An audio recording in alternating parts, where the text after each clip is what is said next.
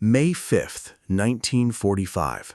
5 days after Adolf Hitler put a gun to his head in a bunker beneath Berlin. An American tank crew wakes up inside a medieval castle in the Austrian Alps, surrounded by men in German uniforms. Outside the walls, more than 100 SS soldiers are moving through the tree line, setting up positions, dragging an 88mm artillery gun into place. The American commander, a stocky 27-year-old from upstate New York named Jack Lee, looks out from the battlements and does the math. He has 14 men, 1 tank, and the men standing next to him are the enemy. Or at least, they were the enemy, yesterday. What is about to happen here, in this fairy tale castle in the Tyrolean Mountains, has never happened before in the entire Second World War, and it will never happen again. American soldiers and German Wehrmacht troops, men who have been trying to kill each other for years, are going to load their weapons and fight side by side against the SS. Not because anyone ordered them to, not because of ideology or alliance or politics, but because in the final hours of the worst war in human history, they looked at each other and decided that the men coming out of those woods were the real enemy. And there is something else in this castle, something that changes everything about why this battle matters. Locked inside these walls for 2 years, sleeping in stone rooms, eating whatever the guards brought them, hating each other almost as much as they hated the Germans, are some of the most powerful men in France, former prime ministers, generals who commanded armies, a tennis star, and Charles de Gaulle's sister. The SS coming out of those trees is not coming to recapture them, they are coming to execute them. This is the story of the last battle of World War II in Europe, the strangest battle of the entire war, the only time Americans and Germans fought together on the same side, and the 48 hours that, had they gone differently, might have changed the history of post-war France, and with it, the history of the Western world. To understand how any of this was possible, you have to understand what Europe looked like in the first days of May 1945. The map of the war had been collapsing for months. The Soviet Red Army had poured into Germany from the east, fighting its way block by block through the streets of Berlin, in some of the most savage urban combat of the entire war. American, British, and French forces were pressing in from the west, moving through Germany and into Austria, with a speed that would have seemed impossible a year earlier. The Reich that Hitler had promised would last 1,000 years was dying in real time, and everyone knew it. On April 30th, 1945, Adolf Hitler shot himself in his underground bunker. He had refused to flee, refused to surrender, refused to acknowledge reality. He went out the same way he had governed, by destroying everything around him rather than admitting failure. In the days that followed, the German government under Admiral Karl Dönitz was trying to negotiate a surrender. German military units across Europe were either laying down their arms, trying to retreat to positions where they could surrender to Americans rather than Soviets, or, in the case of the most fanatical SS formations, fighting on with a ferocity that made no rational military sense. That last category is important, because those fanatics are coming up the mountain toward Castle Itter. Austria in May 1945 was a specific kind of chaos. The country had been annexed by Germany in 1938, the Anschluss, and had spent 7 years as part of the Reich. Now it was being liberated, which meant American columns were driving south through the Tyrolean Alps, while scattered Wehrmacht units tried to either surrender or simply disappear into the mountains. Meanwhile, SS units were moving through the same territory, shooting civilians who raised white flags, executing anyone they considered a deserter, trying to enforce loyalty to a government that was already functionally dead. Into this chaos, put a medieval castle on a hilltop near the village of Itter, 9 kilometers from the town of Wurgl. Castle Itter had been a fortress since the 13th century. It had been rebuilt in the 1500s, renovated in the 1800s, turned into a hotel in the early 20th century, and then, after the Anschluss, requisitioned by the German government. In February 1943, by order of SS Lieutenant General Oswald Pohl, operating under Heinrich Himmler himself, it was converted into a special detention facility under the administrative control of Dachau concentration camp, 90 miles to the northwest. But this was not Dachau, not in its function. The prisoners held at Castle Itter were not ordinary prisoners. They were not Jews being processed for extermination. They were not political dissidents to be broken and discarded. They were, in the cold calculation of the SS, potentially valuable. People who might at some point be useful to the Reich as bargaining chips. People the Germans wanted to keep alive and accessible. And so Castle Itter became something unique in the Nazi prison system, a comfortable prison for important people. The rooms were decent, the food was bearable, the prisoners could walk in the courtyard, receive letters, maintain something resembling a normal intellectual life. Compared to what was happening 90 miles away at Dachau, Castle Itter was almost civilized. Almost. because these men and women were still prisoners, still behind stone walls with armed guards, still waiting every day for some word about whether they would survive the war or be executed when the Reich finally collapsed. The prisoners who found themselves in Castle Itter represented a remarkable cross-section of French political and military life. There was Edouard Daladier, who had been Prime Minister of France at the beginning of the war, who had signed the Munich Agreement with Hitler in 1938 in the desperate hope of avoiding conflict, and who had lived with the consequences of decision ever since. There was Paul Reynaud, who had replaced Daladier as Prime Minister and who had been in office when France fell, a man who had fought to continue the war and lost the argument, and who had been paying for it ever since. There was General Maxime Weygand, the commander who had presided over the French military collapse in 1940, and General Maurice Gamelin, who had commanded the Allied forces in the disastrous campaign that ended with Dunkirk. Daladier and Reynaud despised each other with the concentrated intensity of men who have blamed each other for the same catastrophe for 5 years. Reynaud and Weygand were enemies. Weygand and Gamelin could barely be in the same room. These men had not chosen to be here together. History had locked them in a castle and forced them to eat dinner at the same table. There was also Jean Borotra, a name that means little to most Americans today but meant a great deal in France in the 1940s. Borotra was one of the four musketeers, the four French tennis players who had dominated international tennis in the 1920s and 1930s, turning France into the dominant tennis nation in the world. He had won Wimbledon, the French Open, the Australian Open. He had been a national hero in the way that great athletes become national heroes, admired across political lines, loved for what he represented about French excellence. He was also, by 1945, 66 years old, and the most physically energetic person in the castle. And there was Marie-Agnès Cayal, Charles de Gaulle's older sister, imprisoned by the Germans because of who her brother was, a connection to the man who was, by 1945, the most powerful figure in Free France. These were people inside Castle Itter. These were the people the SS was coming to kill. The collapse of the prison began in the final days of April 1945, and it followed a pattern that was repeating itself across the dying Reich, the sudden, total evaporation of German authority when the men who had enforced that authority looked at what was coming and decided they wanted to survive. The Dachau concentration camp itself had been abandoned by its SS guards on April 28, 1945, just ahead of the arriving American forces. The camp commander, SS Lieutenant Colonel Edward Wader, had fled to Castle Itter, arriving in a state of extreme agitation. He knew what the Americans would do when they found the camps. He knew what his role had been. He was looking for any option that didn't end with him standing in front of a tribunal. On May 2nd, Wader died inside the castle. The exact circumstances have never been fully established. Some accounts say suicide, some say he was killed. The castle's own prison commander, an SS man named Sebastian Wimmer, did not wait to find out which version would be believed. He gathered the SS guards and told them to leave. The guards left, just like that. The men who had controlled this castle for 2 years, who had decided every aspect of life for the prisoners inside it, looked at the situation and walked away. By the time they were gone, the prisoners of Castle Itter were no longer prisoners in any practical sense. They were free to move through the castle, free to look out from the walls, free to do almost anything, except leave.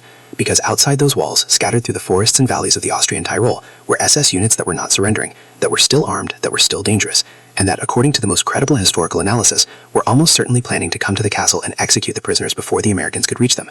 The French prisoners understood this. They had been in German custody long enough to have no illusions about what their lives were worth to the SS.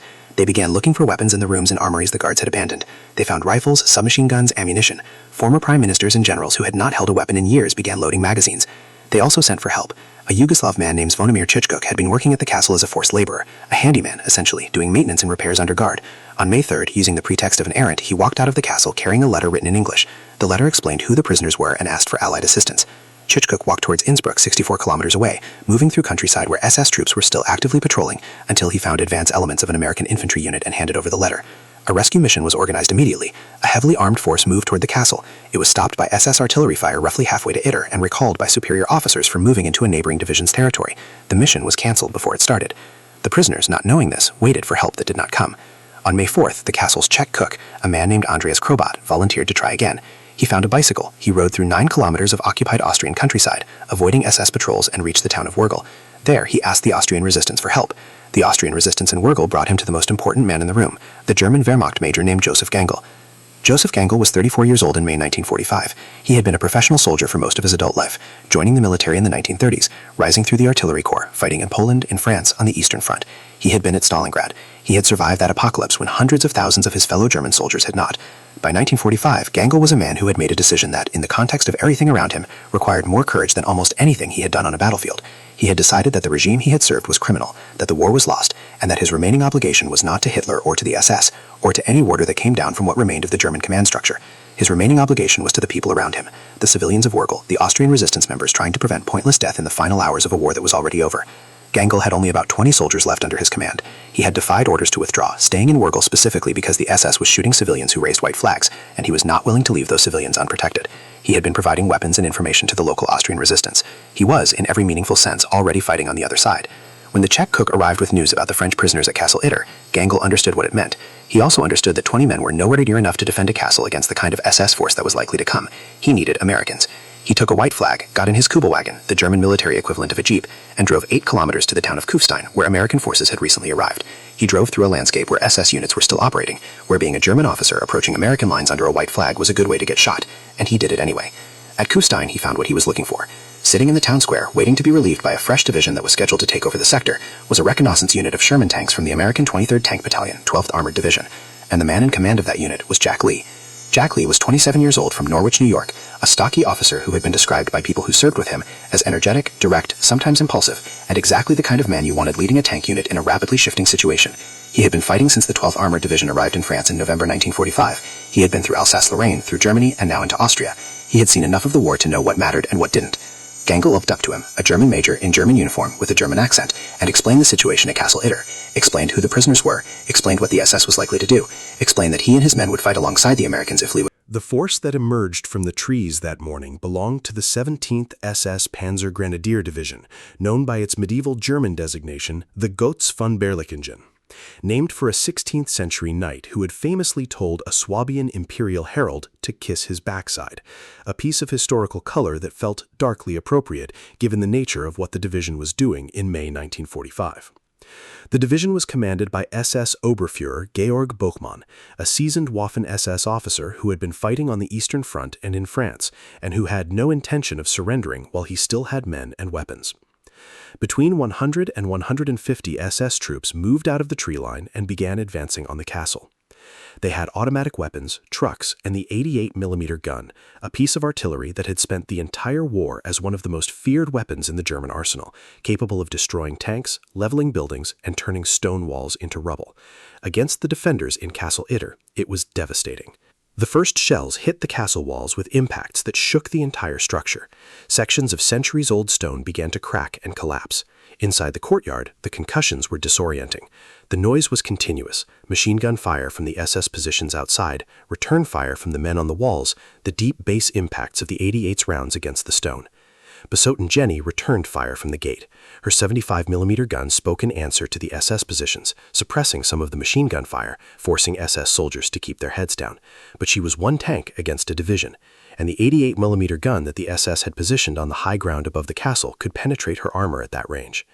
Lee kept moving. He went from position to position, assessing, adjusting, keeping men in the fight. The Germans and Americans around him were operating together with an ease that would have been remarkable under any circumstances and was almost surreal under these. A German artilleryman passed ammunition to an American gunner. An American soldier directed a Wehrmacht sergeant to cover a gap in the east wall. Nobody stopped to comment on any of it. There wasn't time. The 88mm gun found Besotten Jenny. A round from the 88 struck the Sherman. The tank did not explode. Sherman crews lived in constant fear of their vehicles catching fire, a problem so common that German soldiers had nicknamed airmen the Tommy Cooker, and Allied soldiers called it the Ronson after the cigarette lighter. But Besotten Jenny's crew survived, though the tank was damaged and knocked out of the fight. Lee lost his main armored asset. The battle was going badly. The SS were pressing the attack with the particular intensity of men who had been told to take the castle and had no reason to stop.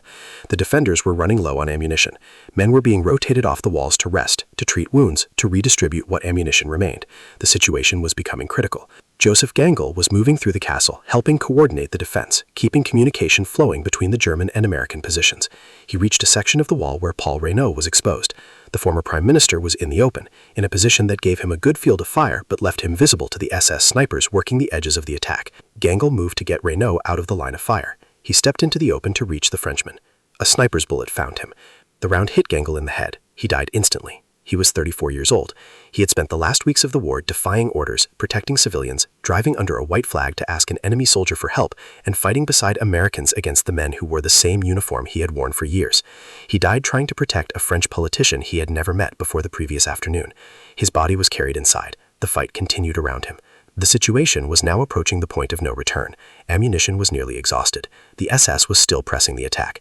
There was no indication that the American relief force that Lee had been hoping for was anywhere near. If something didn't change in the next hour, the castle was going to fall. Jean Barotra had an idea. The tennis champion, 66 years old, with legs that had carried him across courts at Wimbledon and Roland Garros for decades, proposed to climb over the castle wall and run through the SS lines to reach the American forces that everyone knew were somewhere in the valley below. It was, by any rational analysis, an act of pure recklessness, running through an active SS attack, alone, on foot, in civilian clothes, with no weapons, no military training, and no particular reason to believe the SS would let him pass. Lee considered the options available to him and said yes.